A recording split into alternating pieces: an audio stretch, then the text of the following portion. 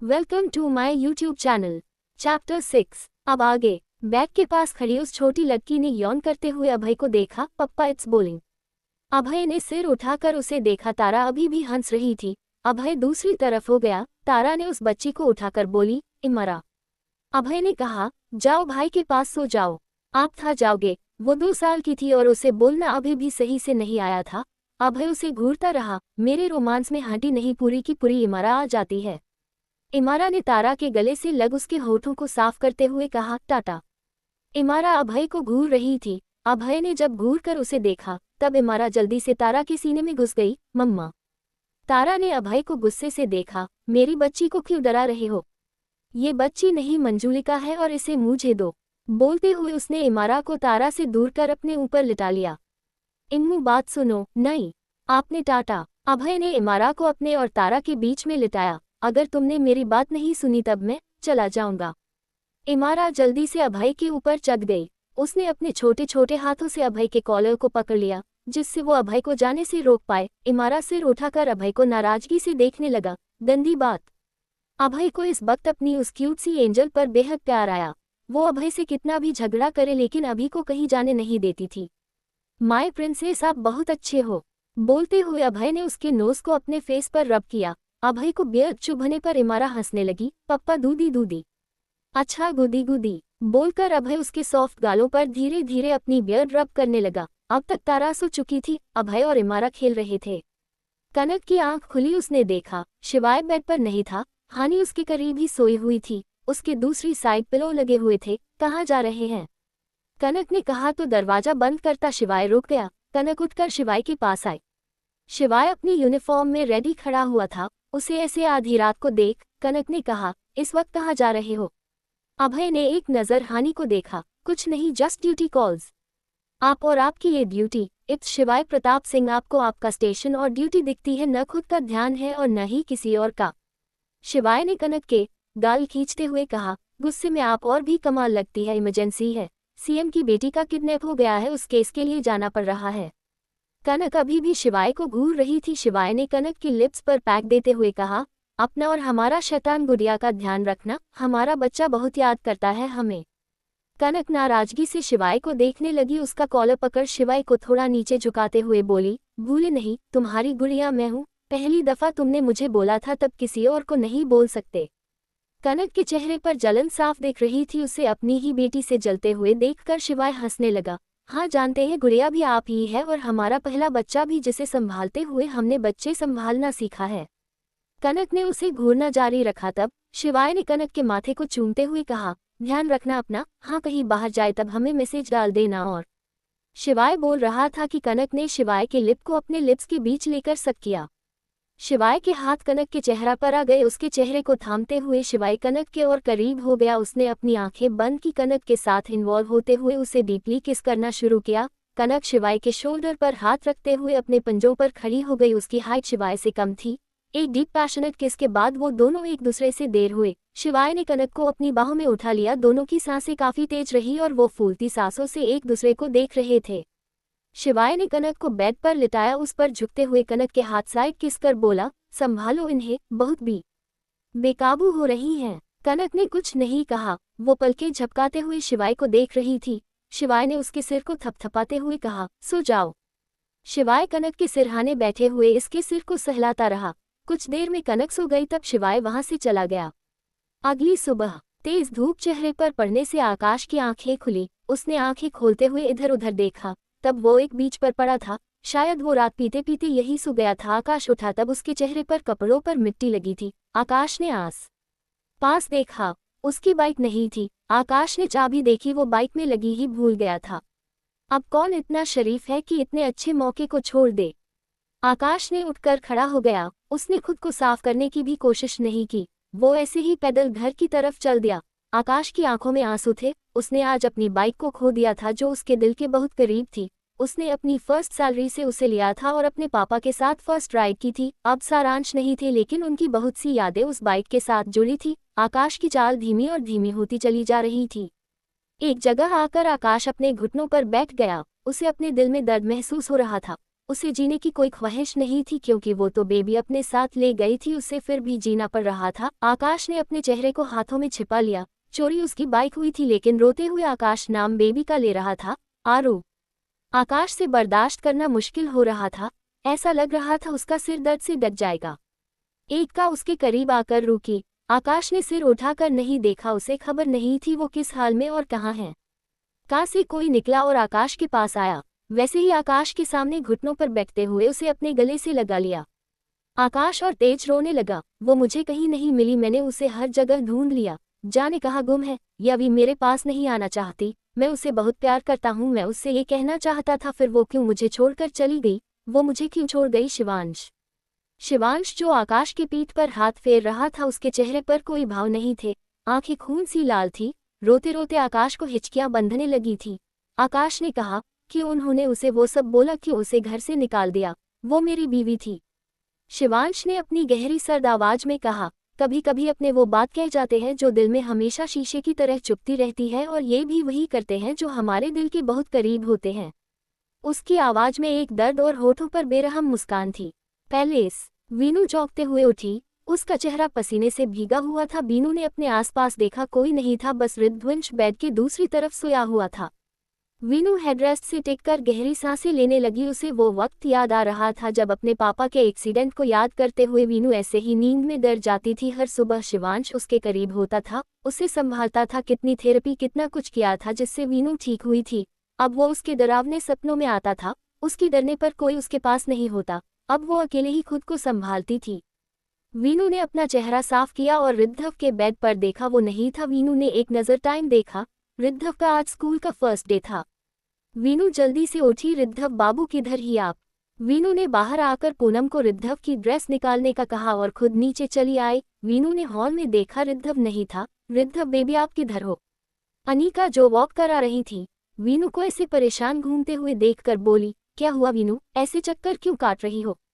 मम्मा ये ऋद्धव कहाँ गायब हो गया है? आज स्कूल का फर्स्ट डे है। यही कहीं होगा, हम देखते हैं, तुम यही बैठो। पूरे पैलेस में ऋद्धव को देख लिया लेकिन वो नहीं था। वीनू पैनिक करने लगी, मम्मा ऋद्धव कहाँ गया? मेरी गलती है, मुझे देर से उठना ही नहीं चाहिए था। वो सीढ़ियों से ऊपर की तरफ जाते हुए बोली, ऋद्धव बाबू मेरा लाल, आप मॉम के पास आ जाओ। कहाँ हो आप? जब से ऋद्धव का किडनैप हुआ था वीनू उसे अपने आंखों से ओझल नहीं होने देती थी। वीनू की आंखें भर आए। सारे सर्वेंट्स पैलेस में इधर से उधर हो रहे थे। वहां हलचल हो गई थी। कोई एक सख्त आवाज आ, क्या हो रहा है यहाँ? इस आवाज पर सब अपनी अपनी जगह रुक गए।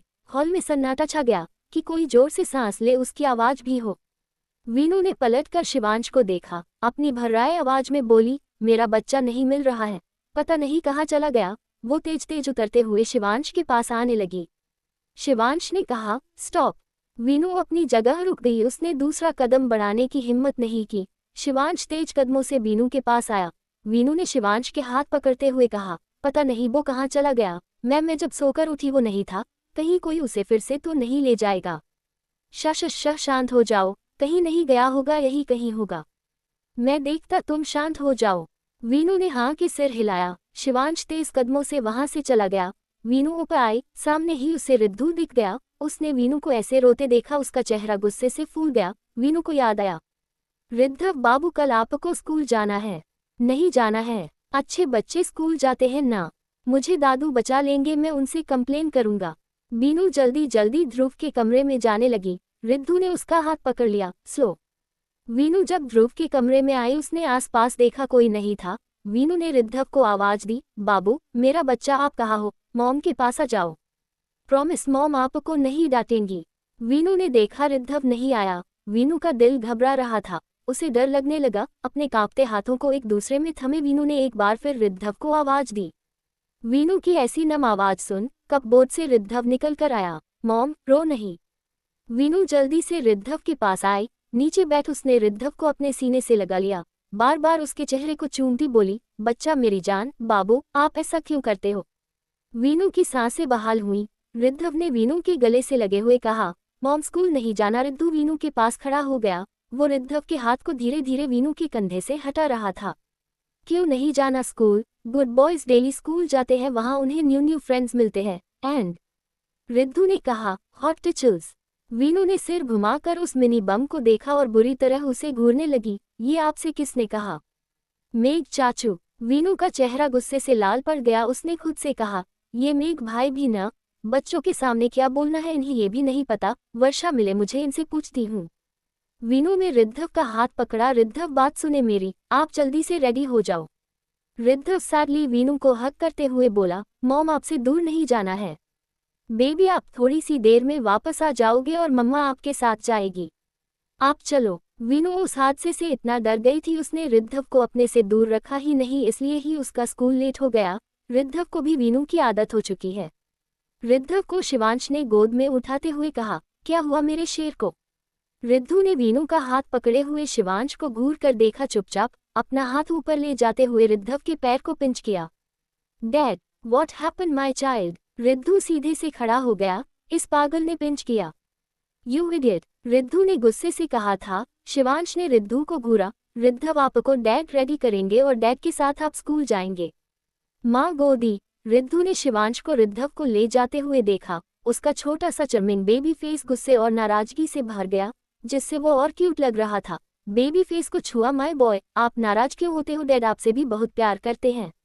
नो। वीनू ने उदासी से रिद्धू को देखा, फिर बोली, माँ आपको गोदी लेगी तब सिस्टर को हट होगा ना।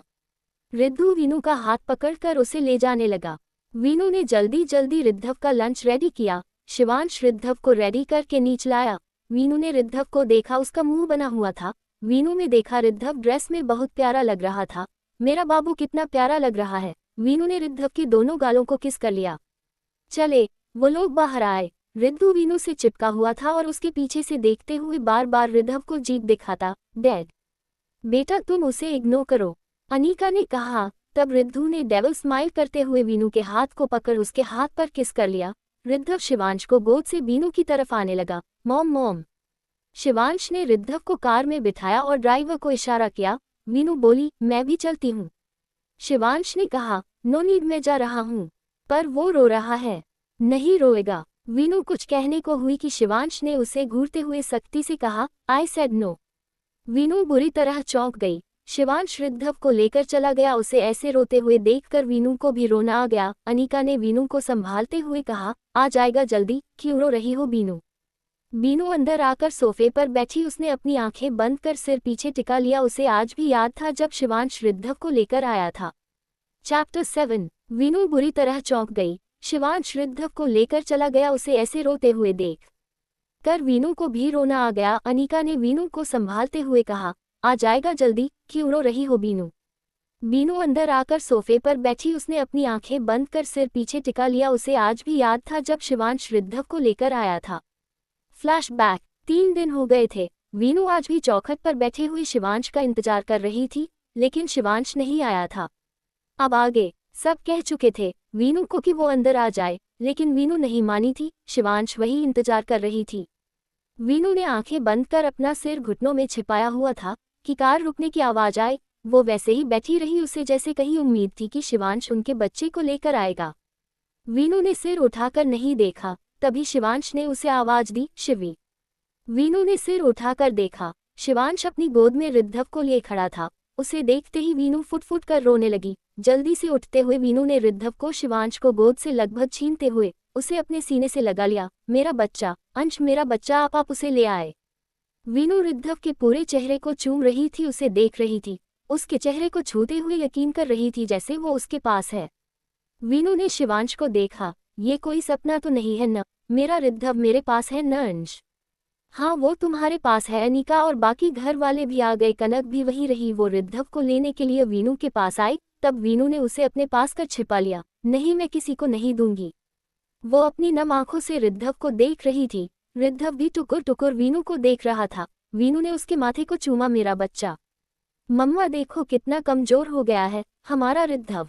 वीनू भूल चुकी थी वहां कोई और भी है। उसने दोबारा शिवांश को भी नहीं देखा। रिद्धव वीनू के चेहरे को अपने छोटे छोटे हाथों से छूते हुए हंसने लगा। पूरे 1 महीने बाद वीनू अपने बच्चे को अपने पास अपनी आगोश में महसूस कर मुस्कुराई थी। उसे सुकून मिला था। उसी वक्त किसी के गिरने की आवाज आई। सबने देखा शिवांश बेहोश हो गया था। वीनू घबरा गई। जब शिवांश का चेकअप हुआ तब वीनू की समझ आया पिछले 1 महीने में वो कैसे जी रहा था। न उसने अपने खाने का होश था, न सोने और न ही किसी और चीज का। उसने दिन रात बस अपने बच्चे को खोजने में लगा दी थी। माँ, रिद्धू के हाथ पकड़कर हिलाने पर वीनू का ध्यान टूटा। उसने देखा रिद्धू कुछ कह रहा था। क्या हुआ बच्चा? भाई, वीनू ने मुस्कुराते हुए उसे अपने पास बिठाया। अभी आप भाई को चिढ़ा रहे थे, अब आपको भाई की याद आ रही है। उसी वक्त गेट से कोई अंदर आया। वीनू ने देखा तारा थी। वीनू उसे देखकर मुस्कुरा दी। तारा आराम स्कूल गया?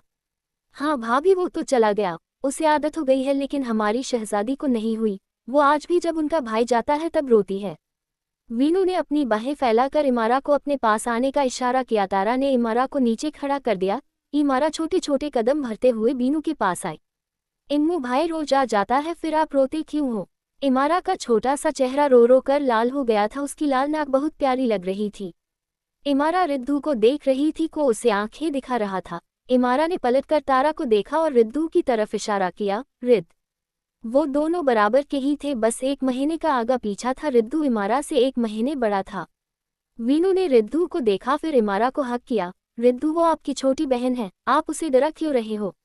रिद्धू ने कुछ नहीं कहा। वीनू ने इमारा के सॉफ्ट सॉफ्ट चीक्स पर किस किया। मेरा बच्चा कितना प्यारा है, आप चॉकलेट मिल्कशेक पियोगे? इमारा ने तेज तेज हाँ में सिर हिलाया। उसी वक्त रिद्धू ने इमारा की पिंच किया। डैड। इमारा रोने लगी। वीनू ने रिद्धू को आंखें दिखाए। आप उसे तंग क्यों कर रहे हो? जाओ, बहन को लेकर जाओ, खेलो उसके साथ। मैक्स ने खिलौने लाकर वहां रख दिए। इमारा उनसे खेलने लगी। रिद्धू कुछ देर तक तोड़फोड़ करता रहा। जब उसने देखा वीनू और तारा अपनी बातों में मस्त हो गए, उसने इमारा को देखते हुए कहा, बच्चा। रिद्धू को बच्चों से अलग ही मजे आते थे, जिसमें वो भी बच्चा था, लेकिन उसे बाकी बच्चों को परेशान करके जाने कौन सा सुकून मिलता था। तारा ने वीनू के चेहरे को देखते हुए कहा, भाभी आपकी तबीयत ठीक है? आपका फेस कैसा डल लग रहा है? मैं ठीक हूँ, तुम बताओ तुम्हारा काम कैसा चल रहा है? आज मैं रिद्धू के साथ तुम्हारे होटल आने का सोच रही थी, फिर हम तुम्हारे हाथ का रेड सॉस पास्ता खाते। इतना कहकर वीनू ने अपने होठों पर जुबान फिराई। क्यों नहीं भाभी, बिल्कुल, मैं यहाँ से बस होटल हो जा रही थी। रिद्धू ने सारे खिलौने इमारा से छीन लिए। इमारा ने खड़े होकर अपना हाथ बदाते हुए कहा, भाई दे। रिद्धू ने इमारा के छोटे हाथ को देखा, फिर उसे धक्का दे दिया। इमारा धम्म से फर्श पर बैठ गई, रोने लगी जैसे रिद्धू ने उसे गिरा दिया हो। उसके रोने की आवाज पर तारा और वीनू ने इमारा को देखा। इमारा रो रही थी। रिद्धू रिमोट कंट्रोल का चलाते हुए उसे दिखा रहा था। उन दोनों को लगा इमारा चला नहीं पा रही इसलिए रो रही है, और रिद्धू उसे चला कर दिखा रहा है। असलियत में रिद्धू इमारा को चिढ़ा रहा था। तारा, वीनू इमारा के पास आए, उसे छुपाने लगी। तब इमारा ने गुस्से में कहा, भाई गंदा। रिद्धू के चेहरे के एक्सप्रेशन बहुत डार्क हो गए। वो बुरी तरह इमारा को घूर रहा था। इमारा डर से रोने लगी। रिद्धू ने इमारा के सिर पर मारते हुए कहा, तू गंदी। इमारा ने रिद्धू के बाल पकड़ लिए और रिद्धू ने इमारा के। वीनू ने उसे इमारा से दूर किया। क्या कर रहे हो रिद्धू, गंदी बात। माँ दूर करो इसे। रिद्धू नीचे खड़े हुए ही बार बार इमारा को मार रहा था। तारा ने वीनू से इमरा को दूर किया। भाभी रहने दे, ये भाई की तरह जलकुत्ता है, आपके पास किसी दूसरे बच्चे की नहीं आने देगा। तारा इमारा को अपने कंधे से लगाए चुप कर आने लगी। शाम, वीनू स्टूडियो में थी। अक्षत किसी पेंटिंग पर काम कर रहा था। अब तक वीनू जान चुकी थी अक्षत की रियल आइडेंटिटी क्या है, लेकिन उसे कोई फर्क नहीं पड़ा। हमेशा से ही उसने अक्षत को अपना दोस्त माना था। आज भी अक्षत उसके लिए क्या फील करता था, वो उन दोनों के बीच कोई ऐसी वजह नहीं बना था कि उन फीलिंग्स की वजह से अक्षत और वीनू की दोस्ती पर कोई आंच आए। वीनू को अंदर अच्छा नहीं लग रहा था। वो कुछ देर टहलने के लिए बाहर आ गई। वीनू उस रोड पर चलते हुए सामने देख रही थी। उसकी नज़र राठौर इंडस्ट्रीज पर पड़ी। अब आसपास का सारा एरिया उसके अंदर आ चुका था। अब वो 50 मंजिला इमारत 99 मंजिला बन चुकी थी। उस गगनचुंबी इमारत को देखते हुए वीनू को शिवांश का ध्यान आया। उनका रिश्ता, कितना खुशी थी उनकी जिंदगी में, न कोई दूरियां और न कोई रंजिश। वीनू को लग रहा था जैसे ये दूरी उसके और इस इमारत के बीच न होकर शिवांश और उसके रिश्ते के बीच में है। लेकिन क्यों? वो आज तक नहीं समझ पाई थी। इन 4 सालों में उनके बीच एक झगड़ा भी नहीं हुआ था, फिर क्यों ये दूरियां थी? वीनू ने उस इमारत से अपनी नजरें हटा लीं। वही 99 फ्लोर पर ग्लास वॉल पर हाथ रखे खड़ा शिवांश उस the Shiv soul art studio को देख रहा था। किसी जमाने में वो एक रूम का था, आज काफी बड़ा हो चुका था। उसके बाहर खड़ी वीनू को शिवांश देख पा रहा था, लेकिन उस जगह से वीनू का वजूद बहुत छोटा दिख रहा था। इतना कि शिवांश के सामने वो चींटी जितनी थी। हमेशा से वो ऐसी ही थी। शिवांश वीनू को देखता रहा। उसके कानों में वीनू को आवाज गूंज गई, आप नहीं चाहते न कि ये बेबी इस दुनिया में आए। आपके लिए मेरा बच्चा अनचाहा है। अंश, आप चाहते हैं मैं अबॉर्शन करा लूं? आप ऐसा कैसे कर सकते हैं? शिवांश वीनू की तरफ पीट करके खड़ा हो गया। उसने अपना सिर वॉल से लगाते हुए आंखें बंद कर लीं। कुछ देर बाद फोन की रिंग पूरे केबिन में गूंजी। शिवांश ने आंखें खोलकर देखा, टेबल पर पड़ा उसका फोन रिंग कर रहा था। शिवांश ने आगे आकर फोन अपने हाथ में ले रिसीव करते हुए कान से लगाया। उधर से आवाज आई, बॉस वो सीएम को लड़की बहुत नखरे दिखा रही है, कुछ खा नहीं रही और धमकियां दे रही है। नहीं खा रही तब कुछ खाने को मत दो। उससे कहो जब तक उसका बाप उन लोगों का पता नहीं दे देता तब तक वो यही रहेगी, ज्यादा शोर मचाए मुंह बंद कर देना। उसी वक्त रीना ने नॉक किया। शिवांश अपनी चेयर पर बैठ गया। रीना अंदर आई। बॉस, इंस्पेक्टर आया है, बोल रहा सीएम की लड़की के आसपास हमारे गार्ड्स को देखा है, भेजो उसे, कहकर शिवांश चेयर से टिककर बैठ गया। कुछ देर बाद गेट खुला, एक इंस्पेक्टर आया। शिवांश वैसे ही बैठा रहा। उसके हाथ में पेन था जिसे वो अपनी उंगलियों के बीच रखे घुमा रहा था। पैर पर पैर चढ़ाए उसकी चीसी निगाहें इंस्पेक्टर पर थी। इंस्पेक्टर ने जैसे ही कैबिन में पैर रखा उसे लगा उसका शरीर गल जाएगा। वो शिवांश के सामने आया, उसे ग्रीट करने के लिए हाथ आगे किया। शिवांश वैसे ही बैठे हुए उस इंस्पेक्टर को देख रहा था। इंस्पेक्टर ने अपना हाथ पीछे कर लिया। वो खड़ा हो रहा। शिवांश के चेहरे पर कोई एक्सप्रेशन नहीं थे। उसने अब तक एक वर्ड भी नहीं कहा था, फिर भी इंस्पेक्टर को अपने ऊपर प्रेशर फील हो रहा था। उसके माथे पर पसीना था। रुमाल से पसीना साफ करते हुए उसने कहा, सर आपके। शिवांश ने अपनी वॉच को देखा। पेन टेबल पर फेंक कर उसने एक नज़र उस इंस्पेक्टर को देख नजरें पीसी की तरफ की। 30 सेकेंड्स। शिवांश की बात सुनते ही उस इंस्पेक्टर के चेहरे के रंग उड़ गए। ये बहुत कम टाइम था, फिर भी उसने कहा, सीएम की बेटी का किडनैप हुआ है और आपके गाड़ा को उनके आसपास देखा गया था। वह DRR मॉल में। शिवांश ने ऐसे किया जैसे उसे इंस्पेक्टर की बात का कोई फर्क नहीं पता है। उस मॉल के ओनर कौन है? जी सर। इंस्पेक्टर अभी भी खड़ा था। शिवांश ने अपनी चेयर टर्न की। क्या कानून अंधे के साथ बेहरा भी हो गया है? Who is the owner of that mall? जी आप सर। उस इंस्पेक्टर की इतनी हिम्मत नहीं थी कि शिवांश से कुछ उल्टा सीधा बोल पाए। वो वैसे ही खड़ा शिवांश के जवाब इंतजार करता रहा। तब वहां सिक्योरिटी के लिए हवालदार नहीं आएंगे, राठौड्स के गार्ड्स ही होंगे। But sir, your time is up. Shivansh ने उसे जाने का इशारा किया। इंस्पेक्टर शिवांश को घूरता हुआ वहां से चला गया। शिवांश के दिमाग में इससे मिलते जुलते कुछ किस्से थे। कुछ देर बाद गिरीश केबिन में आया। कैबिन में कदम रखते ही पहले उसे खांसी आई क्योंकि हर तरफ बस धुआं ही धुआं था, सिगार की स्मेल। गिरीश ने जाकर विंडो के ब्लाइंड्स हटाए और विंडो को खोला। Boss, CM wants to meet you, meeting fix करो। और उसके बाद बोलते हुए शिवांश के होठों के कोने जरा ऊपर उठे। इस वक्त उसके होठों पर एक ईवल स्माइल थी। गिरीश भी उसे देखते हुए शैतानी हंसी लिए एक फाइल रेडी कर रहा था। कुछ देर बाद शिवांश गिरीश के साथ वहां से निकल गया। वही रिद्धव स्कूल में उदास बैठा अपने लंच को देख रहा था। उसे वीनू की याद आ रही थी। वीनू हर टाइम उसे अपने हाथ से खिलाती थी। तभी आरंभ उसके पास आकर बैठा। What happened dude? मॉम। आरंभ ने रिद्धव के उतरे हुए चेहरे को देखा। आरंभ रिद्धव से पहले से स्कूल आ रहा था, उसे आदत थी। उसने रिद्धव का लंच अपने सामने किया, अपने हाथ से उसे खिलाने लगा। रिद्धव ने भी खा लिया। वीनू होटल आई थी। वो लोग अपने प्राइवेट रूम की तरफ जा रहे थे। वीनू को कुछ लेडीज मिली, वो उनसे बातें करने लगी। उसके हाथ में रिद्धू हाथ था। उसकी नज़र रिद्ध पर पड़ी जो उस लेडी के साथ मौजूद बच्चे को पिंच करने वाला था। वीनू कुछ करती उससे पहले ही रिद्धू ने अपना पसंदीदा काम कर दिया। वो बच्चा गला फाड़ कर रोने लगा। वीनू ने उस लेडी को बाय बोला। रिद्धू का हाथ पकड़कर रूम की तरफ बढ़ गई। क्या कर रहे थे आप रिद्धू? कितनी गलत बात है। वो बच्चा रोने लगा था। मी बच्चा। वीनू को समझ आया, ये उसने वीनू की अटेंशन अपने तरफ करने के लिए किया था। वीनू ने अपना हाथ अपने पेट पर रखा और परेशानी से बोली, मैं क्या करूं इस लड़के का? आज यहाँ तारा, वर्षा, कनक, वर्खा, मिष्टी सब इकट्ठे होने वाले थे। वीनू रूम में जाती कि रिद्धू हाथ छुड़ाकर दूसरी तरफ चला गया। वीनू तेज कदमों से रिद्धू के पीछे पीछे आई। रिद्धू रुको, परेशान मत करो, माँ पापा शिकायत करेगी। नहीं डलता, कहकर वो गैलरी में मुड़ गया।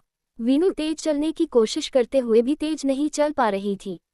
आखिर एक जगह आकर उसने रिद्धू का हाथ पकड़ लिया। अब भागकर दिखाओ, आप बहुत शरारती हो रहे हो। वीनू उसे वापस लेकर जाने लगी कि एक रूम के आधे खुले दरवाजे से वीनू की अंदर नजर गई। वीनू ने सामने बैठे इंसान को देखा। तब वीनू की आंखें हैरानी से फैल गई। उसके चेहरे के रंग उड़ गए। डर से उसकी पकड़ रिद्धू के हाथ पर कस गई। रिद्धू को लिए वो तेज तेज आगे बढ़ गई।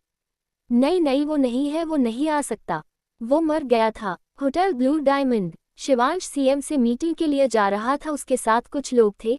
एक साथ कई कदमों की आवाज वहां गूंज रही थी। अचानक से शिवांश का फोन रिंग किया। उसने चलते हुए ही पॉकेट से फोन निकाल कर देखा, सामने वीनू का नेम फ्लैश हो रहा था।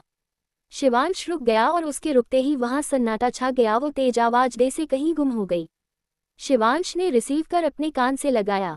उधर से वीनू की घबराई हुई आवाज आए, वो यही है, वो आ गया है, वो मुझसे मेरे बच्चे को ले जाएगा, उसने आपको मार देना है। चैप्टर 8। होटल में लोग पलट पलट कर देख रहे थे क्योंकि एक पूरी भीड़ उन्हें भागते हुए दिख रही थी। इतने गार्ड्स को साथ देखकर लोग सामने से हटते हुए उन्हें रास्ता दे रहे थे। शिवांश वीनू के पास जाने के को भाग रहा था, उसके साथ उसके सारे गार्ड्स थे। शिवांश लिफ्ट के पास आकर रुका। लिफ्ट बहुत ऊपर थी, उसका वेट करने का पेशेंस शिवांश में नहीं था।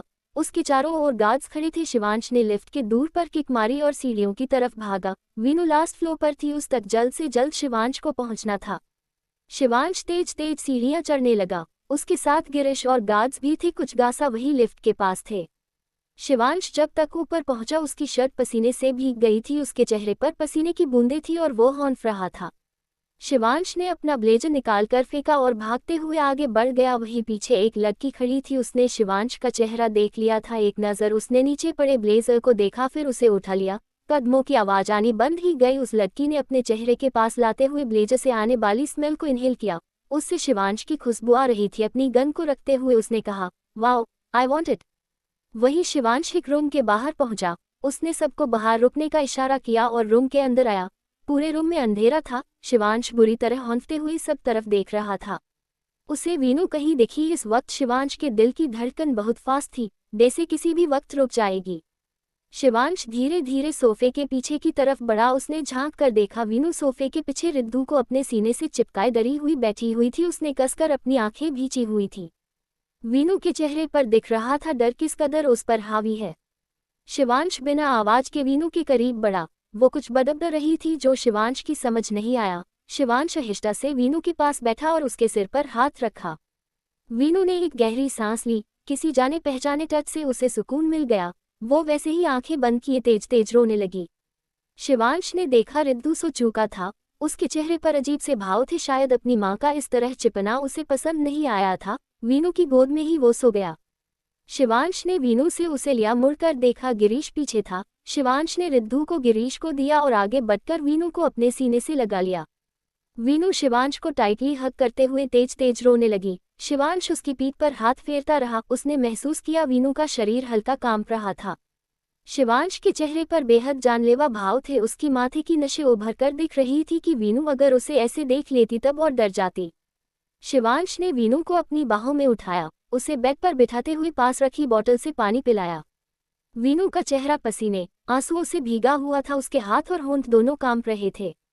वीनू के पैरों के पास बैठते हुए शिवांश ने उसके सैंडल निकाले। उसकी नज़र वीनू की उन पाजेब पर पड़ी। वो आज तक उन्हें पहनती थी। शिवांश ने उन्हें भी निकालकर अपने पॉकेट में डाल लिया। वीनू के पैर ऊपर कर उसने बेड पर फैलाए। वीनू जो अब थोड़ा ठीक हुई थी वो शिवांश को देखने लगी। शिवांश वीनू के सामने खड़ा हुआ। वीनू ने उसे हक कर उसके पेट से सिर टिकाते हुए कहा, क्यों हो रहा है ये सब, क्यों सब सही नहीं रहता। शिवांश ने उसके सिर पर हाथ रख उसे साथ होने का दिलासा दिया, लेकिन कहाँ कुछ नहीं। वीनू सिर उठाकर उसे देखने लगी। उसकी आंखों में मौजूद उस दर्द को देखते हुए शिवांश ने नजरें फेर ली। वीनू वैसे ही उसे देखती रही। सॉरी, सॉरी, रियली सॉरी, माफ कर दे मुझे। शिवांश ने सिर घुमाकर वीनू को देखा। You need rest. No, I need you Ansh, I need my अंश बैक प्लीज। मुझसे और नहीं सहा जाता, मुझे डर लगता है। वीनू की कांपती आवाज पर शिवांश ने उसके तरफ देखा। वीनू का चेहरा लाल पड़ गया था और आंखें सूजी हुई थी। ये सब रोने के कारण था। वो बहुत बेचैन और घनराई हुई थी। कुछ वक्त से वो कुछ ज्यादा ही रोने लगी थी। उसके बिखरे बालों को संभालते हुए शिवांश ने वीनू के माथे पर अपने होंठ रख दिए। पल में वीनू की बेचैनी उसका डर सुकून में बदल गया। उसने अपनी आंखें बंद कर अपने चेहरे पर रखे शिवांश के हाथों पर अपने हाथ रख दिए। उसकी आंख से एक आंसू गाल पर बह गया, जिसे अपने अंगूठे से शिवांश ने साफ कर दिया। शिवांश वीनू से दूर हुआ, उसे खुद से लगाते हुए संजीदगी से बोला, ये तुम्हारी और बेबी की हेल्थ के लिए ठीक नहीं है। तुम्हें अपना ध्यान रखना है, वरना बेबी को प्रॉब्लम होगी। वीनू ने हाँ में सिर हिलाया। शिवांश ने उसे अपने बाहों में उठाया। वीनू को लेकर वो बाहर निकले गया। 2 घंटे बाद वीनू शिवांश को हक किए बैठी थी। रिद्धव और रिद्धू दोनों सो चुके थे। शिवांश ने वीनू के हाथ को अपने हाथ में लिया, उसकी उंगलियों को अपनी उंगलियों से छूते हुए बोला, हु इज ही? उस जिक्र पर वीनू के शरीर में शिवांश ने एक सनसनी महसूस की, यानी वो डर रही थी। शिवांश सिर नीचे कर वीनू को देखने लगा जो उसके सीने से सिर लगाए बैठी थी। काफी वक्त बाद वो इस तरह थे। शिवांश दूसरे हाथ से वीनू के बालों में अपनी उंगलियां चलाने लगा। वीनू ने शिवांश के हाथ को कसकर थाम लिया था। वो वही, कुछ नहीं होगा, अब कोई कुछ नहीं कर सकता है। मैं हूं तुम्हारे साथ। कौन था वो? तुम्हें किसी से डरने की जरूरत नहीं है। वो कैसा जिंदा है? आपने उसे मार दिया था ना? मेरे सामने मारा था। वो जिंदा है? नहीं मरा, मैंने उसे होटल में देखा था। वो वही था, उसके लोग आज भी वैसे ही है। वो वापस आ गया। वो हमारी फैमिली। कुछ नहीं होगा, हमारी फैमिली का कोई कुछ नहीं कर सकता है। वीनू ने हाँ में सिर हिलाया। वीनू ने अचानक से कहा, सुलेमान मिर्जा। शिवांश की पकड़ वीनू पर कस गई। उसने वीनू को अपने करीब कर अपने सीने में लिया। वही शिवाय देर रात घर पहुंचा। जैसे ही वो अपने कमरे में आया, उसने देखा कनक लैपटॉप में कुछ काम कर रही थी।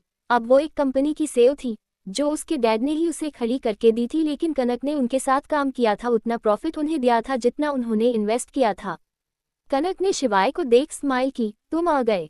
आप अब तक क्यों जाग रही हैं? बोलते हुए अपना कैप और गन टेबल पर रख शिवाय बेड पर सोई रूहानी के पास आया। उसने झुककर उसके दोनों गालों को चूमा। अभी 1 घंटा पहले सोई है, जाग न जाए। इतनी लेट क्यों सोई? तुम्हारा वेट कर रही थी। कनक शिवाय के पास आकर उसके कंधों पर हाथ रख उसके सामने घुटनों पर खड़ी हो गई। कनक ने बारी बारी शिवाय के दोनों गालों पर किस किया। शिवाय मुस्कुरा दिया। उसके चेहरे पर थकान और फ्रस्ट्रेशन दिख रही थी। शिवाय ने कुछ कहने के लिए मुंह खोला कि उसका फोन वाइब्रेट करने लगा। शिवाय ने पॉकेट से निकाल कर देखा, स्क्रीन पर सीएम शो हो रहा था। शिवाय अपने माथे को रब करने लगा। कनक ने सवाल किया, मिली नहीं इसकी बेटी? कनक को घूरकर शिवाय बालकनी में चला गया। कनक बड़े पेशेंटली शिवाय को बात करते देख रही थी। कनक ने शिवाय के नाइट क्लोथ्स निकाले। उसे ये भी नहीं पता था कि शिवाय ये पहनेगा या उसे वापस जाना पड़ जाएगा। कनक को गुस्सा तो बहुत आया कि वो उस सीएम का खून कर दे। कुछ देर में शिवाय वापस आया। अपनी बेल्ट अनबकल कर शर्ट के बटन खोलने लगा। कनक ने कहा, क्या हुआ? उसकी बेटी मिली नहीं? आपके भाई जो न कर ले वो कम है, उनका ही क्या धरा है सारा? उन्होंने ही उनकी बेटी को किडनैप किया है। कनक गुस्से में शिवाय को देखते हुए बोली, ओ थानेदार साहब, मेरे भाई पर आप इल्जाम लगा रहे हैं। शिवाय ने सिर उठाकर कनक को देखा। कोई इल्जाम नहीं है, सीएम भी यही कह रहा है और इन्वेस्टिगेशन में भी यही सामने आ रहा है, बस उनके खिलाफ सबूत नहीं मिल रहे हैं। तुम जानते हैं उस सीएम को, मेरे भाई से उस सीएम को कितनी खुन्नस है। सबके सामने उसे चांटा, जो मारा था बदला ले रहा है। तुम्हें जब तक कुछ नहीं कहना चाहिए जब तक सबूत मिले। शिवाय कुछ पल कनक को घूरता रहा। आपका भाई सबूत रहने दे तब न, सब कुछ अपने कंट्रोल में करके रखा है। क्यों आपकी पुलिस काम में नहीं आ रही? आप लोग ऐसे बड़े बड़े केसेस के लिए ही होते हैं न, छोटे मोटे केसेस में उलझकर टाइम बर्बाद नहीं करते न। आप टॉन्ट कर रही हैं। कनक ने व्यंग भरी मुस्कान के साथ कहा, आई थिंक सो, वैसे आप लोग हैं भी इस लायक। कनक, माइंड योर लैंग्वेज, आप कानून के बारे में बात कर रही हो। आपका भाई क्या कर रहे हैं सब अच्छे से जानते हैं। देखना एक ही दिन में सीएम से उसकी कुर्सी छीन ली जाएगी। कनक के शिवाय के ऊपर उसके कपड़े फेंकते हुए कहा, वो सीएम इसी लायक है, ये जानता डिसाइड करेगी। कभी कभी हम भावुक होकर गलत फैसले ले लेते हैं, उसका ही भुगतान हमें 5 साल करना पड़ता है। और तुमको अगर ऐसा लगता है कि मेरा भाई सब कंट्रोल कर रहा है, तब मेरे भाई की नहीं, इस सिस्टम की गलती है। जानते हैं ना, आपके कहने पर मेरे भाई कितने चक्कर लगाए थे पुलिस स्टेशन के। उन्होंने रिक्वेस्ट भी की थी, क्योंकि आपने कहा था कानून हाथ में नहीं लेना है। बट क्या हुआ, उन्होंने मेरे भाई को बैठने के लिए कुर्सी भी नहीं दी थी और गद्दारों के साथ मिले गया थे। वो भी कानून ही था ना। अगर अब वो अपनी राह पर चल रहे हैं तब मुझे नहीं लगता इसमें कोई प्रॉब्लम है, क्योंकि कानून तोड़ने के लिए लोगों को मजबूर कानून ही करता है, जो चंद पैसों के लिए बिक जाता है। कहकर कनक गुस्से से बाहर चली गई। शिवाय के पास इसका कोई जवाब नहीं था। वो अपने हाथ की मुट्ठी बंद किए वैसे ही खड़ा रहा। जब सिस्टम में फॉल्ट है तब अकेला एक आदमी कुछ नहीं कर सकता है। मेरठ, वो लड़की चैन से बंधी हुई थी। एक छोटा बच्चा उसके गोद में लेटा हुआ था। वो बड़े प्यार से उसके सिर को सहलाते हुए उसे लोरी सुना रही थी। वो बच्चा सुकून से सो रहा था। उस अंधेरे कमरे में रोशनी के लिए ऊपर एक मोकला था, जिससे रोशनी उस बच्चे और लड़की पर पड़ रही थी। उस लड़की के बाल धूल में सने हुए और बहुत बिखरे थे, जैसे कब से उन्हें साफ न किया गया हो। वैसे ही चेहरा, जिस पर चोटों के कई निशान थे। साड़ी मैली गुजरी हुई, फिर भी वो बच्चा ऐसे सो रहा था जैसे सबसे आरामदायक जगह वही हो।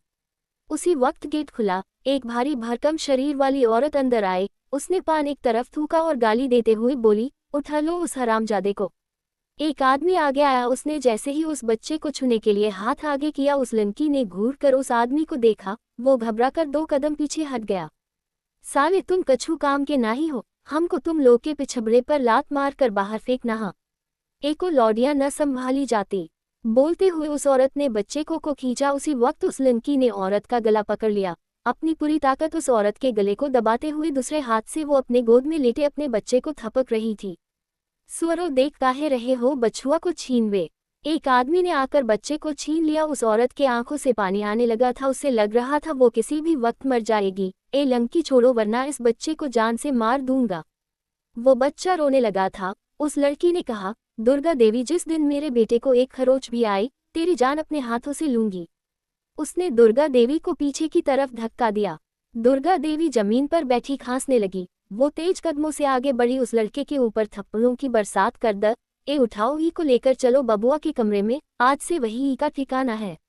अभय चुपचाप उठकर कहीं जा रहा था। जैसे ही उसने बेड के नीचे कदम रखा, किसी ने उसका हाथ पकड़ लिया। अभय ने अपनी आंखें भींच ली। मेरी जिंदगी की मंजुलिका जाग गई।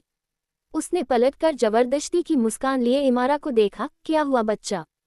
तहाँ अभय ने तारा को देखा और जल्दी से इमारा के होठों पर फिंगर रखते हुए नमे सिर हिलाया। मॉम उठ जाएंगी। इमारा ने तारा को आवाज देने के लिए मुंह खोला। अभय ने उसके मुंह पर हाथ रख दिया। उसे आंखें दिखाई। बदले में इमारा भी उसे घूरने लगी। अरे मेरी माँ, तेरे हीरो अंकल के साथ जा रहा हूँ, जरूरी काम है, जल्दी आ जाऊंगा। देवी जाने दे। अभय ने इमारा के सामने हाथ जोड़ लिए। हीरो अंकल सुनते ही इमारा की आंखें चमकने लगी। उसने अभय के सिर पर हाथ रख उसे आशीर्वाद दिया। अभय ने इमारा के गालों पर किस करते हुए कहा, डैड की जान हो तुम। उसे लिटाकर जल्दी से चला गया। वो बाहर आया तब गिरीश बाहर ही मौजूद था। वो शिवांश का वेट कर रहे थे। कुछ देर में शिवांश उन्हें आता दिखा। उसके लुक को देखकर वो दोनों एक दूसरे को देखने लगे। अभय बोला, लगता है सीएम का आखिरी दिन है। वो सब वहां से निकल गए। कुछ देर बाद का आकर एक होटल के बाहर रुकी। एक प्राइवेट रूम में सफेद कुर्ते पजामे में एक आदमी बैठा हुआ था। उसके माथे पर बड़ा सा तिलक और हाथों में रुद्राक्ष की माला थी। चेहरे पर गुस्सा लिए वो दरवाजे पर नजरें गड़ाए हुए था। उसी वक्त गेट खुला और शिवांश ने अंदर कदम रखा। वो आदमी उठकर खड़ा हो गया। शिवांश के चेहरे पर कोई भाव नहीं थे, लेकिन गिरीश के होंठों पर ईवल स्माइल थी। तब कैसे है सीएम साहब? बोलते हुए अभय अंदर आया। अभय को देखते हुए उस सीएम के चेहरे पर कुछ राहत के भाव आए।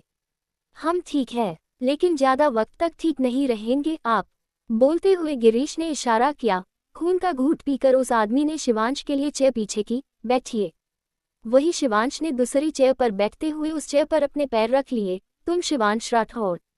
आवाज नीचे। उस सर्द और गहरी आवाज को सुनकर सब अपनी जगह सन रह गए। चैप्टर 9। शिवांश से एक नज़र मिलाकर सीएम की दोबारा हिम्मत नहीं हुई नजरें उठाकर शिवांश को देखने की।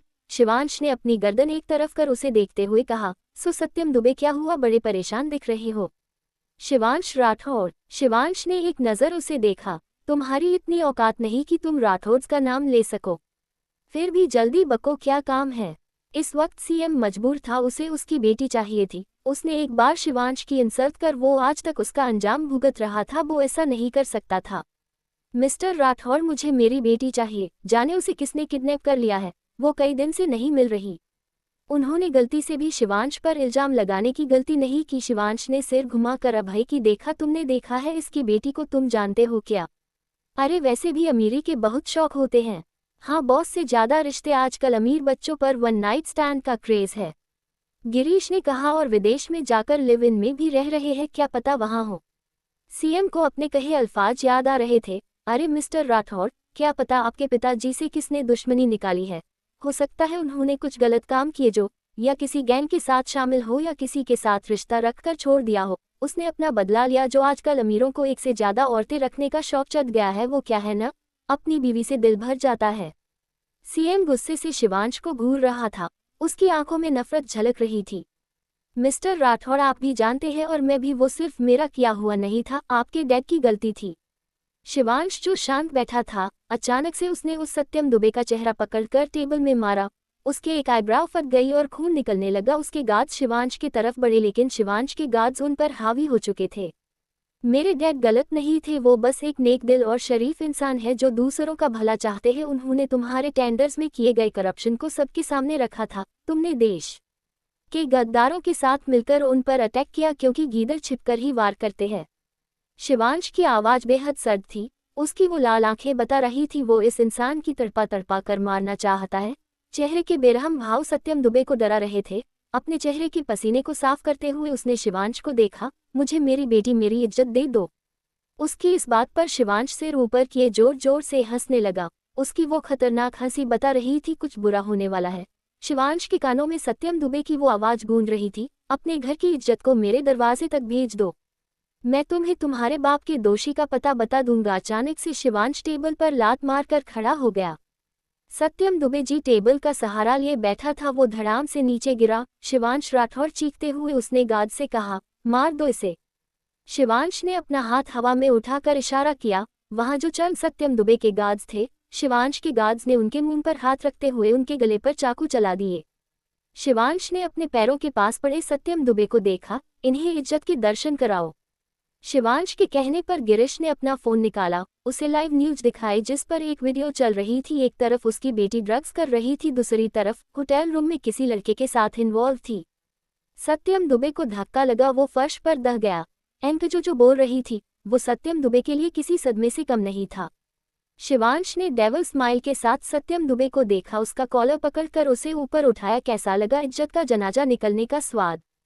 हालांकि उस लड़की का चेहरा नहीं दिख रहा था, फिर भी ये बताना ही काफी था वो कौन है।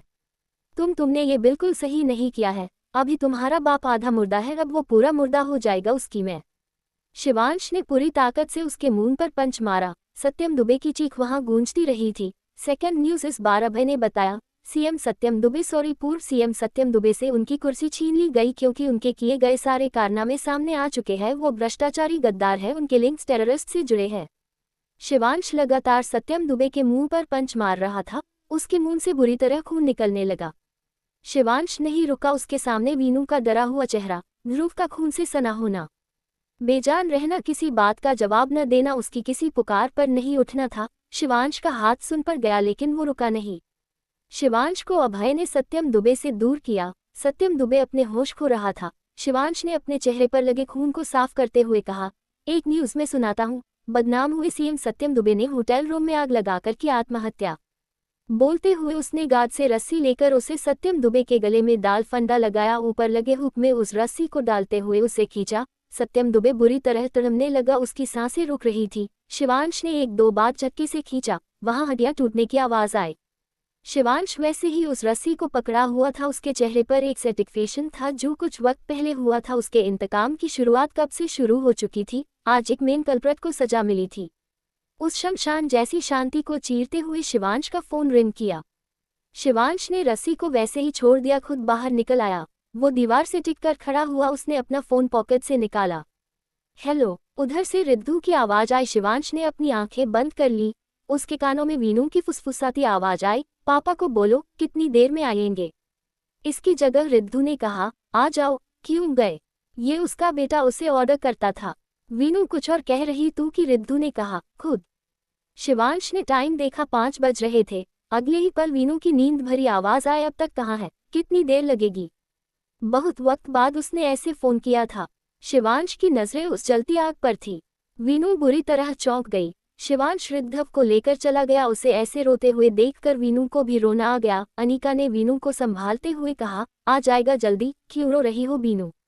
बीनू अंदर आकर सोफे पर बैठी, उसने अपनी आंखें बंद कर सिर पीछे टिका लिया। उसे आज भी याद था जब शिवांश रिद्धव को लेकर आया था। फ्लैशबैक, 3 दिन हो गए थे। वीनू आज भी चौखट पर बैठे हुए शिवांश का इंतजार कर रही थी, लेकिन शिवांश नहीं आया था। अब आगे सब कह चुके थे वीनू को कि वो अंदर आ जाए, लेकिन वीनू नहीं मानी थी। शिवांश वही इंतजार कर रही थी। वीनू ने आंखें बंद कर अपना सिर घुटनों में छिपाया हुआ था कि कार रुकने की आवाज आए। वो वैसे ही बैठी रही, उसे जैसे कहीं उम्मीद थी कि शिवांश उनके बच्चे को लेकर आएगा। वीनू ने सिर उठाकर नहीं देखा, तभी शिवांश ने उसे आवाज दी, शिवी। वीनू ने सिर उठाकर देखा, शिवांश अपनी गोद में रिद्धव को लिए खड़ा था। उसे देखते ही वीनू फुट फुट कर रोने लगी। जल्दी से उठते हुए वीनू ने रिद्धव को शिवांश को गोद से लगभग छीनते हुए उसे अपने सीने से लगा लिया। मेरा बच्चा, अंश मेरा बच्चा, आप उसे ले आए। वीनू रिद्धव के पूरे चेहरे को चूम रही थी, उसे देख रही थी, उसके चेहरे को छूते हुए यकीन कर रही थी जैसे वो उसके पास है। वीनू ने शिवांश को देखा, ये कोई सपना तो नहीं है न, मेरा रिद्धव मेरे पास है न अंश? हाँ वो तुम्हारे पास है। अनिका और बाकी घर वाले भी आ गए, कनक भी वहीं रही। वो रिद्धव को लेने के लिए वीनू के पास आई, तब वीनू ने उसे अपने पास कर छिपा लिया। नहीं, मैं किसी को नहीं दूंगी। वो अपनी नम आंखों से रिद्धव को देख रही थी। रिद्धव भी टुकुर टुकुर वीनू को देख रहा था। वीनू ने उसके माथे को चूमा, मेरा बच्चा। मम्मा देखो कितना कमजोर हो गया है हमारा रिद्धव। वीनू भूल चुकी थी वहां कोई और भी है। उसने दोबारा शिवांश को भी नहीं देखा। रिद्धव वीनू के चेहरे को अपने छोटे छोटे हाथों से छूते हुए हंसने लगा। पूरे 1 महीने बाद वीनू अपने बच्चे को अपने पास अपनी आगोश में महसूस कर मुस्कुराई थी। उसे सुकून मिला था। उसी वक्त किसी के गिरने की आवाज आई। सबने देखा, शिवांश बेहोश हो गया था। वीनू घबरा गई। जब शिवांश का चेकअप हुआ तब वीनू की समझ आया पिछले 1 महीने में वो कैसे जी रहा था। न उसने अपने खाने का होश था, न सोने और न ही किसी और चीज का। उसने दिन रात बस अपने बच्चे को खोजने में लगा दी थी। माँ, रिद्धू के हाथ पकड़कर हिलाने पर वीनू का ध्यान टूटा। उसने देखा रिद्धू कुछ कह रहा था। क्या हुआ बच्चा? भाई, वीनू ने मुस्कुराते हुए उसे अपने पास बिठाया। अभी आप भाई को चिढ़ा रहे थे, अब आपको भाई की याद आ रही है। उसी वक्त गेट से कोई अंदर आया। वीनू ने देखा तारा थी। वीनू उसे देखकर मुस्कुरा दी। तारा आराम स्कूल गया? हाँ भाभी, वो तो चला गया, उसे आदत हो गई है, लेकिन हमारी शहजादी को नहीं हुई। वो आज भी जब उनका भाई जाता है तब रोती है। वीनू ने अपनी बाहें फैलाकर इमारा को अपने पास आने का इशारा किया। तारा ने इमारा को नीचे खड़ा कर दिया। इमारा छोटे छोटे कदम भरते हुए वीनू के पास आई। इम्मू, भाई रोज आ जाता है, फिर आप रोते क्यों हो? इमारा का छोटा सा चेहरा रो रो कर लाल हो गया था। उसकी लाल नाक बहुत प्यारी लग रही थी। इमारा रिद्धू को देख रही थी, को उसे आंखें दिखा रहा था। इमारा ने पलटकर तारा को देखा और रिद्धू की तरफ इशारा किया। रिद्ध। वो दोनों बराबर के ही थे, बस 1 महीने का आगा पीछा था। रिद्धू इमारा से 1 महीने बड़ा था। वीनू ने रिद्धू को देखा, फिर इमारा को हक किया। रिद्धू, वो आपकी छोटी बहन है, आप उसे डरा क्यों रहे हो? रिद्धू ने कुछ नहीं कहा। वीनू ने इमारा के सॉफ्ट सॉफ्ट चीक्स पर किस किया। मेरा बच्चा कितना प्यारा है, आप चॉकलेट मिल्कशेक पियोगे? इमारा ने तेज तेज हाँ में सिर हिलाया। उसी वक्त रिद्धू ने इमारा की पिंच किया। डैड। इमारा रोने लगी। वीनू ने रिद्धू को आंखें दिखाए, आप उसे तंग क्यों कर रहे हो? जाओ, बहन को लेकर जाओ, खेलो उसके साथ। मैक्स ने खिलौने लाकर वहां रख दिए। इमारा उनसे खेलने लगी। रिद्धू कुछ देर तक तोड़ फोड़ करता रहा। जब उसने देखा वीनू और तारा अपनी बातों में मस्त हो गए, उसने इमारा को देखते हुए कहा, बच्चा। रिद्धू को बच्चों से अलग ही मजे आते थे, जिसमें वो भी बच्चा था, लेकिन उसे बाकी बच्चों को परेशान करके जाने कौन सा सुकून मिलता था। तारा ने वीनू के चेहरे को देखते हुए कहा, भाभी आपकी तबीयत ठीक है? आपका फेस कैसा डल लग रहा है? मैं ठीक हूँ, तुम बताओ तुम्हारा काम कैसा चल रहा है? आज मैं रिद्धू के साथ तुम्हारे होटल आने का सोच रही थी, फिर हम तुम्हारे हाथ का रेड सॉस पास्ता खाते। इतना कहकर वीनू ने अपने होठों पर जुबान फिराई। क्यों नहीं भाभी, बिल्कुल, मैं यहाँ से बस होटल हो जा रही थी। रिद्धू ने सारे खिलौने इमारा से छीन लिए। इमारा ने खड़े होकर अपना हाथ बदाते हुए कहा, भाई दे। रिद्धू ने इमारा के छोटे हाथ को देखा, फिर उसे धक्का दे दिया। इमारा धम्म से फर्श पर बैठ गई, रोने लगी जैसे रिद्धू ने उसे गिरा दिया हो। उसके रोने की आवाज पर तारा और वीनू ने इमारा को देखा। इमारा रो रही थी। रिद्धू रिमोट कंट्रोल का चलाते हुए उसे दिखा रहा था। उन दोनों को लगा इमारा चला नहीं पा रही इसलिए रो रही है और रिद्धू उसे चला कर दिखा रहा है। असलियत में रिद्धू इमारा को चिढ़ा रहा था। तारा, वीनू इमारा के पास आए, उसे छुपाने लगी। तब इमारा ने गुस्से में कहा, भाई गंदा। रिद्धू के चेहरे के एक्सप्रेशन बहुत दाग हो गए। वो बुरी तरह इमारा को घूर रहा था। इमारा डर से रोने लगी। रिद्धू ने इमारा के सिर पर मारते हुए कहा, तू गंदी। इमारा ने रिद्धू के बाल पकड़ लिए और रिद्धू ने इमारा के। वीनू ने उसे इमारा से दूर किया। क्या कर रहे हो रिद्धू, गंदी बात। माँ दूर करो इसे। रिद्धू नीचे खड़े हुए ही बार बार इमारा को मार रहा था। तारा ने वीनू से इमरा को दूर किया। भाभी रहने दे, ये भाई की तरह जलकुत्ता है, आपके पास किसी दूसरे बच्चे की नहीं आने देगा। तारा इमारा को अपने कंधे से लगाए चुप कर आने लगी। शाम, वीनू स्टूडियो में थी। अक्षत किसी पेंटिंग पर काम कर रहा था। अब तक वीनू जान चुकी थी अक्षत की रियल आइडेंटिटी क्या है, लेकिन उसे कोई फर्क नहीं पड़ा। हमेशा से ही उसने अक्षत को अपना दोस्त माना था। आज भी अक्षत उसके लिए क्या फील करता था, वो उन दोनों के बीच कोई ऐसी वजह नहीं बना था कि उन फीलिंग्स की वजह से अक्षत और वीनू की दोस्ती पर कोई आंच आए। वीनू को अंदर अच्छा नहीं लग रहा था। वो कुछ देर टहलने के लिए बाहर आ गई। वीनू उस रोड पर चलते हुए सामने देख रही थी। उसकी नज़र राठौर इंडस्ट्रीज पर पड़ी। अब आसपास का सारा एरिया उसके अंदर आ चुका था। अब वो 50 मंजिला इमारत 99 मंजिला बन चुकी थी। उस गगनचुंबी इमारत को देखते हुए वीनू को शिवांश का ध्यान आया। उनका रिश्ता, कितना खुशी थी उनकी जिंदगी में, न कोई दूरियां और न कोई रंजिश। वीनू को लग रहा था जैसे ये दूरी उसके और इस इमारत के बीच न होकर शिवांश और उसके रिश्ते के बीच में है। लेकिन क्यों? वो आज तक नहीं समझ पाई थी। इन 4 सालों में उनके बीच एक झगड़ा भी नहीं हुआ था, फिर क्यों ये दूरियां थी? वीनू ने उस इमारत से अपनी नजरें हटा लीं। वही 99 फ्लोर पर ग्लास वॉल पर हाथ रखे खड़ा शिवांश उस the Shiv soul art studio को देख रहा था। किसी जमाने में वो एक रूम का था, आज काफी बड़ा हो चुका था। उसके बाहर खड़ी वीनू को शिवांश देख पर रहा था, लेकिन उस जगह से वीनू का वजूद बहुत छोटा दिख रहा था। इतना कि शिवांश के सामने वो चींटी जितनी थी। हमेशा से वो ऐसी ही थी। शिवांश वीनू को देखता रहा। उसके कानों में वीनू को आवाज गूंज गई, आप नहीं चाहते न कि ये बेबी इस दुनिया में आए? आपके लिए मेरा बच्चा अनचाहा है। अंश, आप चाहते हैं मैं अबॉर्शन करा लूं? आप ऐसा कैसे कर सकते हैं? शिवांश वीनू की तरफ पीट करके खड़ा हो गया। उसने अपना सिर वॉल से लगाते हुए आंखें बंद कर लीं। कुछ देर बाद फोन की रिंग पूरे केबिन में गूंजी। शिवांश ने आंखें खोलकर देखा, टेबल पर पड़ा उसका फोन रिंग कर रहा था। शिवांश ने आगे आकर फोन अपने हाथ में ले रिसीव करते हुए कान से लगाया। उधर से आवाज आई, बॉस, वो सीएम को लड़की बहुत नखरे दिखा रही है, कुछ खा नहीं रही और धमकियां दे रही है। नहीं खा रही तब कुछ खाने को मत दो। उससे कहो जब तक उसका बाप उन लोगों का पता नहीं दे देता तब तक वो यही रहेगी, ज्यादा शोर मचाए मुंह बंद कर देना। उसी वक्त रीना ने नॉक किया। शिवांश अपनी चेयर पर बैठ गया। रीना अंदर आई। बॉस, इंस्पेक्टर आया है, बोल रहा सीएम की लड़की के आसपास हमारे गार्ड्स को देखा है, भेजो उसे, कहकर शिवांश चेयर से टिककर बैठ गया। कुछ देर बाद गेट खुला, एक इंस्पेक्टर आया। शिवांश वैसे ही बैठा रहा। उसके हाथ में पेन था जिसे वो अपनी उंगलियों के बीच रखे घुमा रहा था। पैर पर पैर चढ़ाए उसकी चीसी निगाहें इंस्पेक्टर पर थी। इंस्पेक्टर ने जैसे ही कैबिन में पैर रखा उसे लगा उसका शरीर गल जाएगा। वो शिवांश के सामने आया, उसे ग्रीट करने के लिए हाथ आगे किया। शिवांश वैसे ही बैठे हुए उस इंस्पेक्टर को देख रहा था। इंस्पेक्टर ने अपना हाथ पीछे कर लिया, वो खड़ा हो रहा। शिवांश के चेहरे पर कोई एक्सप्रेशन नहीं थे। उसने अब तक एक वर्ड भी नहीं कहा था, फिर भी इंस्पेक्टर को अपने ऊपर प्रेशर फील हो रहा था। उसके माथे पर पसीना था। रुमाल से पसीना साफ करते हुए उसने कहा, सर आपके। शिवांश ने अपनी वॉच को देखा, पेन टेबल पर फेंक कर उसने एक नज़र उस इंस्पेक्टर को देख नजरें पीसी की तरफ की। 30 सेकेंड्स। शिवांश की बात सुनते ही उस इंस्पेक्टर के चेहरे के रंग उड़ गए। ये बहुत कम टाइम था, फिर भी उसने कहा, सीएम की बेटी का किडनैप हुआ है और आपके गार्ड को उनके आसपास देखा गया था। वह DRR मॉल में। शिवांश ने ऐसे किया जैसे उसे इंस्पेक्टर की बात का कोई फर्क नहीं पता है। उस मॉल के ओनर कौन है? जी सर। इंस्पेक्टर अभी भी खड़ा था। शिवांश ने अपनी चेयर टर्न की। क्या कानून अंधे के साथ बेहरा भी हो गया है? Who is the owner of that mall? जी आप सर। उस इंस्पेक्टर की इतनी हिम्मत नहीं थी कि शिवांश से कुछ उल्टा सीधा बोल पाए। वो वैसे ही खड़ा शिवांश के जवाब इंतजार करता रहा।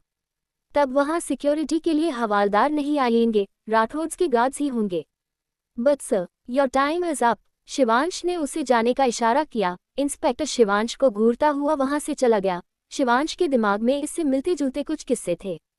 कुछ देर बाद गिरीश केबिन में आया। कैबिन में कदम रखते ही पहले उसे खांसी आई, क्योंकि हर तरफ बस धुआं ही धुआं था, सिगार की स्मेल। गिरीश ने जाकर विंडो के ब्लाइंड्स हटाए और विंडो को खोला। Boss, CM wants to meet you, meeting fix करो। और उसके बाद, बोलते हुए शिवांश के होठों के कोने जरा ऊपर उठे। इस वक्त उसके होठों पर एक ईवल स्माइल थी। गिरीश भी उसे देखते हुए शैतानी हंसी लिए एक फाइल रेडी कर रहा था। कुछ देर बाद शिवांश गिरीश के साथ वहां से निकल गया। वही रिद्धव स्कूल में उदास बैठा अपने लंच को देख रहा था। उसे वीनू की याद आ रही थी। वीनू हर टाइम उसे अपने हाथ से खिलाती थी। तभी आरंभ उसके पास आकर बैठा। What happened dude? मॉम। आरंभ ने रिद्धव के उतरे हुए चेहरे को देखा। आरंभ रिद्धव से पहले से स्कूल आ रहा था, उसे आदत थी। उसने रिद्धव का लंच अपने सामने किया, अपने हाथ से उसे खिलाने लगा। रिद्धव ने भी खा लिया।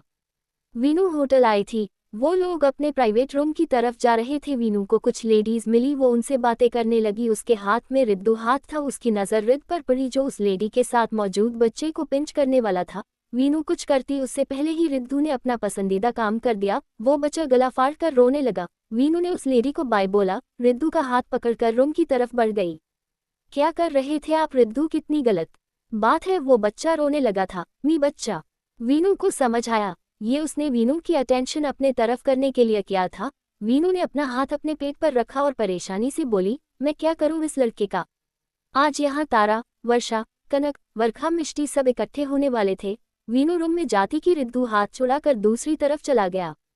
वीनू तेज कदमों से रिद्धू के पीछे पीछे आए। रिद्धू रुको, परेशान मत करो, माँ पापा शिकायत करेगी। नहीं डलता, कहकर वो गैलरी में मुड़ गया। वीनू तेज चलने की कोशिश करते हुए भी तेज नहीं चल पा रही थी। आखिर एक जगह आकर उसने रिद्धू का हाथ पकड़ लिया। अब भागकर दिखाओ, अब बहुत शरारती हो रहे हो। वीनू उसे वापस लेकर जाने लगी कि एक रूम के आधे खुले दरवाजे से वीनू की अंदर नजर गई। वीनू ने सामने बैठे इंसान को देखा, तब वीनू की आंखें हैरानी से फैल गई। उसके चेहरे के रंग उड़ गए। डर से उसकी पकड़ रिद्धू के हाथ पर कस गई। रिद्धू को लिए वो तेज तेज आगे बढ़ गई।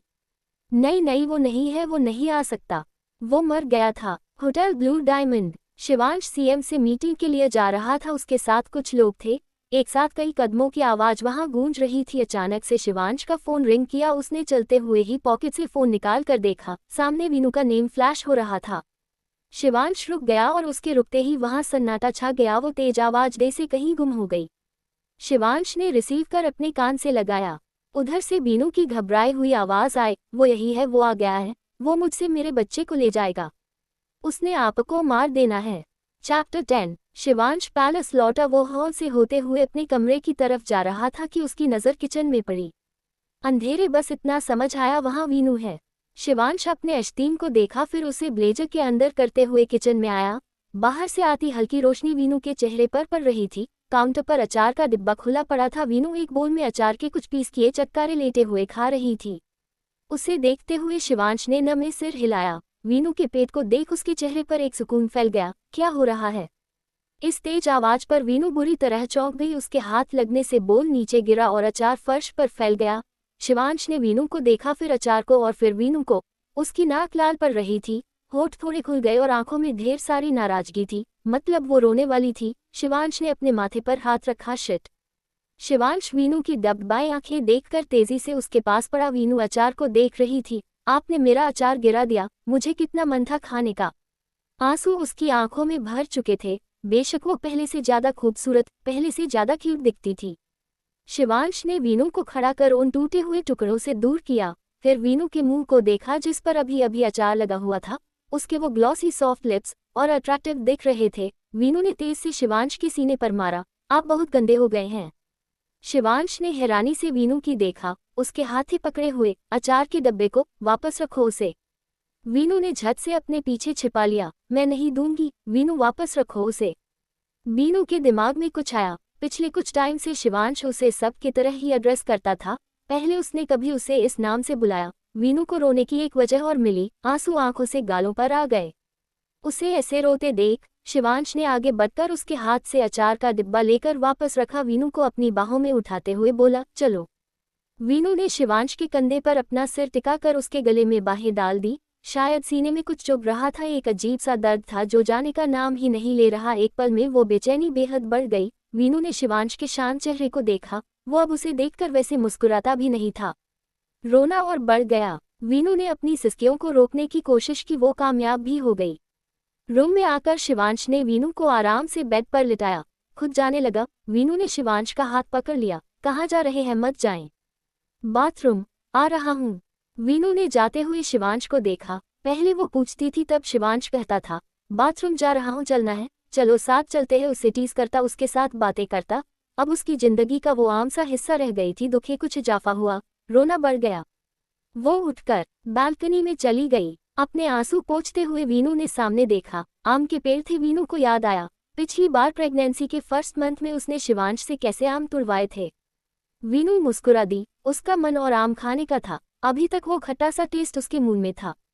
अपने आंसू साफ करने के लिए वीनू ने हाथ बढ़ाए। वीनू को अपने पीछे शिवांश की प्रेजेंस फील हुई। वीनू पलटती उससे पहले ही शिवांश ने उसके पेट पर हाथ रखते हुए उसे हक किया। अपना सर वीनू के कंधे पर टिका दिया। वीनू वैसे ही खड़ी रह गई। उसे पता था शिवांश कुछ नहीं बोलेगा, ऐसे ही खड़े रहेगा। वीनू ने पलटना चाहा कि शिवांश ने कहा, डोंट मूव। वीनू वैसे ही खड़ी रही। वीनू ने भी शिवांश के हाथ पर अपना हाथ रख दिया। वीनू हल्की चौंक गई, लेकिन उसका चेहरा चमकने लगा। बेबी ने किक किया था। अपने बच्चे की हलचल महसूस कर दोनों ही पुरसुकून ही गए। शिवांश वैसे ही फुसफुसाया, 6 मंथ 20 डेज। वीनू ने गर्दन मोड़कर शिवांश को देखा, इस बार बेबी गर्ल नहीं हुई तब। शिवांश ने जवाब दिया, get ready for another pregnancy. Veenu का मुंह खुला रह गया, शिवांश की आंखें अभी भी बंद थीं। वीनू ने नाक से कुड़ी, शिवांश ने आंखें खोलकर देखा। वीनू का चेहरा रोने से लाल पड़ा हुआ था, होठों पर अभी भी अचार के कुछ पार्टिकल्स लगे थे, उससे रोने के अलावा कुछ खबर नहीं थी। वीनू को अपने तरफ पलटते हुए शिवांश ने सिर झुकाकर देखा, उसके और वीनू के बीच में वीनू का बेबी बम्प आ गया था। उसे भी आपको हक करना है। शिवांश ने झुककर बेबी बम्प पर किस किया। उसी वक्त बेबी की मूवमेंट फील हुई। उनका बच्चा तभी हलचल करता था जब दोनों साथ में होते, वरना वीनू परेशान रहती कि बेबी कोई मूवमेंट क्यों नहीं कर रहा है। शिवांश ने वीनू के चेहरे को देखा, उसके गाल पर अपनी हथेली रखते हुए झुककर उसके होठों पर अपने होंठ रख दिए। वीनू की आंखें बड़ी हो गई, उसे ये उम्मीद नहीं थी शायद महीने भर बाद शिवांश उसे किस कर रहा था। वीनू ने शिवांश के चेहरे पर दोनों हाथ रखते हुए उसे देखा, वो आंखें बंद किए अपने होंठों को वीनू के होठों पर मूव कर रहा था। एक एहसास वीनू को गुदगुदा गया, उसका दिल तेजी से धड़क रहा था, बिल्कुल वैसे ही जब शिवांश ने उनकी शादी की रात पहली बार उसे किस किया था। वीनू अपने अंगूठे से शिवांश के गाल को सहलाने लगी, किस और डीप एंड पैशनेट होती गई। शिवांश ने वीनू के अपर लिप को सक करते हुए अपने दांतों के बीच दबा दिया। वीनू आह भरकर शिवांश के और करीब हो गई। वीनू को फूलती सांसों को महसूस कर शिवांश वीनू से दूर हो उसे देखने लगा। वीनू का चेहरा लाल पड़ गया, उसकी पलकें तेज तेज फड़फड़ा रही थी। वो कुछ पल शिवांश को देखती रही, फिर थोड़ा ऊपर होते हुए खुद उसे किस करने लगी। उसके इमोशंस और उसकी डिजायर दोनों इस वक्त उससे कंट्रोल नहीं होते थे। कुछ वक्त बाद वीनू गहरी सांसें लेते हुए सामने की तरफ फेस किए खड़ी थी। शिवांश का हाथ उसकी पीठ पर था, वो वीनू की पीठ को रब करते हुए वीनू के चेहरे को देख रहा था। हमेशा की तरह वीनू उससे करीबियां बढ़ाकर शर्म से शिवांश से नजरें नहीं मिला रही थी। शिवांश मुस्कुरा रहा था। काफी देर बाद वीनू ने शिवांश की तरफ देखा, वो ऐसे खड़ा था जैसे उसने कुछ किया ना हो। वीनू कुछ पल उसे देखती रही, फिर उसने मुंह बनाकर उन पेड़ों की तरफ देखा। शिवांश के करीब आकर उसके शर्ट के बटन से खेलते हुए वीनू ने कहा, अंश।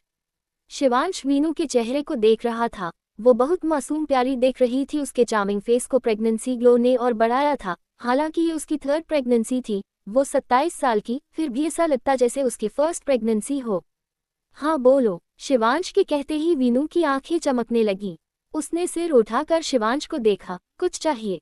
क्या चाहिए? वीनू ने अपने हाथ से उन पेड़ों की तरफ इशारा करते हुए कहा, बस वहां से आमला दो। शिवांश आंखें छोटी छोटी किए वीनू को घूरने लगा। शिवांश का ऐसा रिएक्शन देखकर वीनू ने कहा, प्लीज न अंश प्लीज, मेरा बहुत मन है, बस एक बार सच्ची, बस से कम, ज्यादा नहीं मांगूंगी। शिवांश ने वीनू के चेहरे पर आए बालों की समेटते हुए कहा, बस एक मैंगो के लिए मैं पेड़ पर चढ़ जाऊं। वीनू ने तेज तेज हाँ में सिर हिलाया, कितने एज हो आप?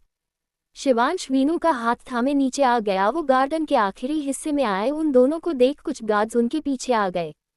वीनू ने उन सब की वापस भेज दिया। शिवांश ने नीचे खड़े होकर ऊपर लगे आम देखे। अचानक से वीनू बोली, वो वाला अंश देखे कितना प्यारा लग रहा है। शिवांश ने अपनी स्लीपर्स निकालकर वीनू को देखा, फिर खुद से बोला, मुझे प्रैक्टिस कर लेनी चाहिए थी पेड़ पर चढ़ने की। शिवांश पेड़ पर चढ़ने लगा। वीनू बोली, आराम से। शिवांश ने पलटकर उसे देखा, फिर पेड़ पर चढ़ने लगा। उसे मुश्किल हो रही थी क्योंकि ये उसने 2 साल पहले किया था। अब एक बार फिर शिवांश थोड़ा ऊपर चढ़कर अपने सिर से टकरा रहे आम को देखने लगा। उसने एक नज़र वीनू को देखा, वो खुशी से उछल रही थी। उसकी आंखों में कितने वक्त बाद शिवांश चमक देख रहा था। कौन सा? शिवांश के पूछने पर वीनू ने एक एक कर जाने कितने गिना दिए। वो वाला और वो भी, आपके हाथ के पास देखें, वो कितना हैंडसम है। शिवांश ने शॉक्ड होकर वीनू को देखा। Handsome mango? वीनू ने हाँ में सिर हिलाया। हाँ अब आप जलो मत, उसे मेरे पास लेकर आओ, मैं अपने हैंडसम मैंगो को खाऊंगी, कितना अच्छा लग रहा है। शिवांश ने कुछ आम तोड़कर गिराए। वीनू उन्हें खुद उठाने की कोशिश लगी। मैं आ रहा हूँ न, सीधे खड़ी रहो। वीनू अच्छे बच्चे की तरह खड़ी हो गई। उतरते टाइम शिवांश का पैर स्लिप हुआ और उसे खरोच लग गई।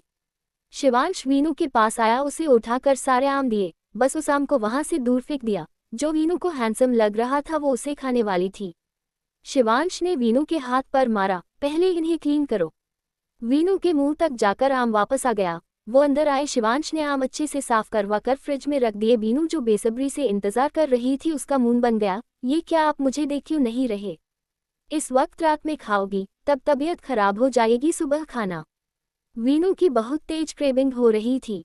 ये अच्छी बात नहीं है, ना आपने मेरे लिए तोड़े न मुझे दे भी न। वो गुस्से में आ चुकी थी।